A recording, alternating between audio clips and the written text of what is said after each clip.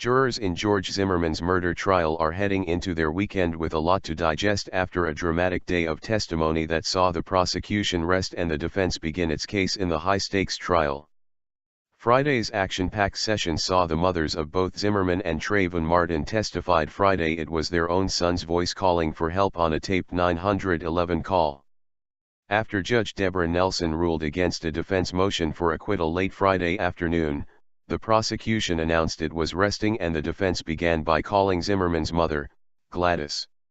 She testified the voice heard screaming for help on the 911 call was her son's and she knew it was him because he's my son. The recording was made during a fight between Zimmerman and Martin minutes before the neighborhood watch volunteer shot the teen.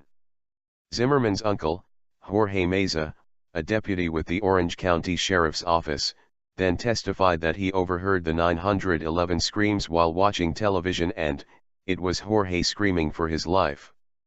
Court was then recessed until Monday morning. Earlier Friday, Cyberna Fulton, Martin's mother, testified that her 17-year-old son could clearly be heard on the tape recorded February 26, 2012. After the 911 audio was played, Prosecutor Bernie D. Larian asked Fulton, "Who do you recognize that to be?" "Trayvon Benjamin Martin," she replied. Defense attorney Mark O'Mara suggested during cross-examination that Fulton may have been influenced by others who listened to the 911 call, including relatives and her former husband.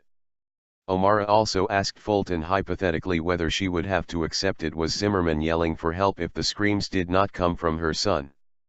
O'Mara also asked if she hoped Martin didn't do anything that led to his death. "I heard my son screaming," Fulton said. "I would hope for this to never have happened and he would still be here." Earlier Friday, Fulton posted on Twitter, "I pray that God give me the strength to properly represent my angel Trayvon."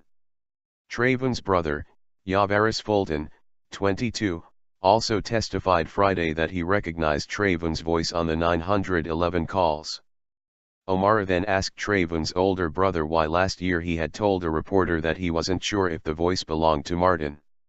"I didn't want to believe it was him," Yavaris Fulton testified. Zimmerman's father, in contrast, has said the screams were from his son rather than Martin. The screams are considered to be crucial pieces of evidence because they could determine who was the aggressor in the confrontation. An FBI expert testified earlier in the week that a person familiar with a voice is in the best position to identify it. Shiping Bayo, who performed Martin's autopsy a day after he was killed, testified that the cause of death was a gunshot wound to the chest. "The manner of death was a homicide," he said. Bayo testified that Martin was in pain and suffered for up to 10 minutes after being shot by Zimmerman. The fatal bullet went from the front to the back of the teen's chest, piercing his heart. "There was no chance he could survive," Bayo testified. Under questioning by defense attorney Don West following Friday's lunch recess, Bayo said he changed his opinion regarding the length of time Martin lived after being shot from his original estimate during a deposition he gave in November of 1 to 3 minutes to up to 10 minutes.